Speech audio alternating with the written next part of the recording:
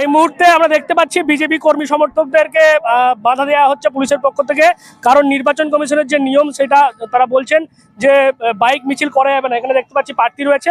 বলছি কবিরদা, আপনার কর্মী সমর্থকদের আটকানো হচ্ছে, কি বলবেন? কি বলবো, দেখছেন তো এই চিত্র, অলরেডি হারের নিশান। এটা কেন আমাদের আটকানো হচ্ছে? আমরা শান্তিপূর্ণভাবে মন্দিরে পুজো দিতে যাচ্ছি। এই হিন্দু বিরোধী সরকার এবং পুলিশ দাবি করছে যে আপনাদের কাছে কোনো পারমিশন নেই বাইক মিছিল করার। বাইক মিছিল কোথায় হচ্ছে? আমি পুজো দিতে যাচ্ছি, আমি নেমে কথা বলবো পুলিশের সাথে। বুঝতেই পারছেন, আমরা দেখতে পাচ্ছি প্রার্থী বিজেপির কবির শঙ্কর বোস, তিনি পুলিশের সঙ্গে কথা বলবেন। নেমে দেখতে পাচ্ছেন নেমেছেন কবির শঙ্কর বোস, এই মুহূর্তে তিনি নেমেছেন। নেমে কিন্তু তিনি কথা বলবেন পুলিশের সঙ্গে যে কেন তাদেরকে আটকানো হচ্ছে। দেখতে পাচ্ছেন এই মুহূর্তে যে বাইক মিছিল যাচ্ছিল কবিরদাকে নিয়ে, বাধা দেওয়া হয়েছে পুলিশের পক্ষ থেকে, চন্দননগর পুলিশ কমিশনারের ডানকুনি থানার পক্ষ থেকে।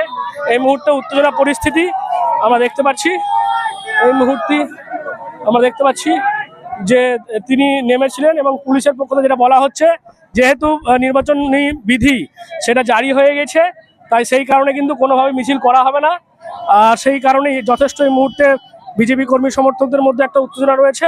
অন্যদিকে পুলিশ বলছে যদি সেই নির্বাচন আচরণবিধি না মানা হয় তাহলে কিন্তু পুলিশের যা ব্যবস্থা বা পদক্ষেপ সেটা নেওয়া হবে। যথেষ্ট উত্তেজনা।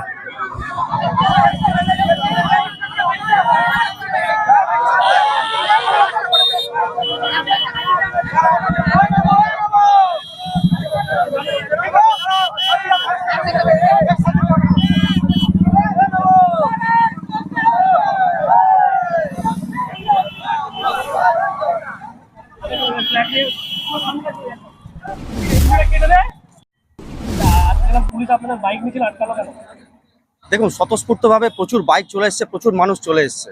আমাদের বাইক মিছিল করার কোনো রকম ইচ্ছা আজকে ছিল না। আমাদের ওনাকে সম্বর্ধনা দেওয়ার কথা এবং উনি শ্রীরামপুর বেরিয়ে যাবেন জগন্নাথ মন্দিরে। তা এত মানুষ চলে এসছেন, সাধারণ মানুষ যারা বাইক নিয়ে হাজির হয়েছেন তাদেরকে তো আমরা বলতে পারি না যে আপনারা ফেরত চলে যান।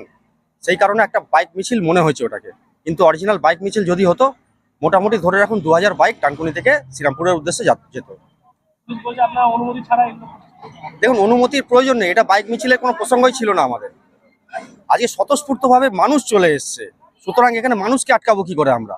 তাই এই মিছিল আমাদের উদ্দেশ্য প্রণোদিত নয়, এটা হঠাৎ করেই হয়েছে এবং কয়েকটি বাইক জড়ো হয়েছে। এর মধ্যে সাধারণ মানুষের বাইকও ছিল। তাই কবির শঙ্কর বোসকে আশীর্বাদ করার জন্য ওনার সঙ্গে পৌঁছেছেন শ্রীরামপুর। শুধু ডানকুনি নয়, প্রচুর জায়গা থেকে এসছেন ওনাকে ওয়েলকাম করার জন্য। সুতরাং দুহাত ভরে যে মানুষ আশীর্বাদ দিচ্ছেন তার একটা ছোট্ট নিদর্শন। এবং যারা তৃণমূলের ভাই বোনেরা অনেক কথা বলেছেন আমাদেরকে, তাদের কপালে আজই চিন্তার ভাঁজ অলরেডি পড়তে শুরু করে দিয়েছে। অর্থাৎ সব মিলিয়ে যেমনটা বিজেপি সূত্রে খবর, যে আজকে কোনোভাবেই তাদের বাইক মিছিল করার কোনো অনুষ্ঠান ছিল না বা কর্মসূচি ছিল না। যেহেতু কবির শঙ্কর বোস আসছে এই কথা জানতে পারার পরই বিভিন্ন জায়গা থেকেই ডানকুনির পাশাপাশি শ্রীরামপুর, উত্তরপাড়া, মাখলা বিভিন্ন জায়গা থেকে বিজেপি কর্মী সমর্থকরা জড়ো হয় এবং যার ফলে একটা প্রচুর পরিমাণে বাইকের একটা জমায়েত হয় এবং সেই কারণেই পুলিশ কিন্তু সেই বাইক মিছিলকে প্রথমে প্রাথমিকভাবে আটকে দেয়। তারপর কিন্তু আমরা দেখতে পাই যে সিঙ্গেল করে বাইকগুলো আস্তে আস্তে তারা কিন্তু বেরিয়ে যায়। এবং গোটা বিষয় নিয়ে যেমন পুলিশ জানিয়েছে যে কোনোভাবেই যে নির্বাচন আচরণ বিধি সেটাকে ভঙ্গন করা যাবে না এবং প্রয়োজন হলে যাবতীয় যে পদক্ষেপ করার পুলিশ সেটা কিন্তু পদক্ষেপ করবে।